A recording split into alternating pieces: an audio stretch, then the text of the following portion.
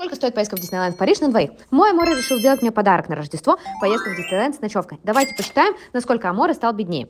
Авиабилеты Рим-Париж стоили 340 евро на двоих. Проживание в отеле на территории Диснейленда 500 евро. Но в эту цену уже включены билеты в Диснейленд, а отдельно стоили бы они 100 евро на человека.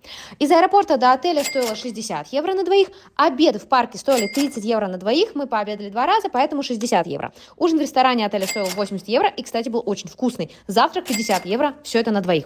В самом Диснейленде мы покупали еще места на вечернее шоу, это было невероятное вообще что-то, 40 евро на двоих. А шопинг в Диснейленде обошелся мне в 70 евро. Да, пришлось заплатить самой. Итого, вся поездка обошлась нам в 1200 евро. Как считаете, это много или мало на 2 дня в Диснейленде? Пишите в комментариях.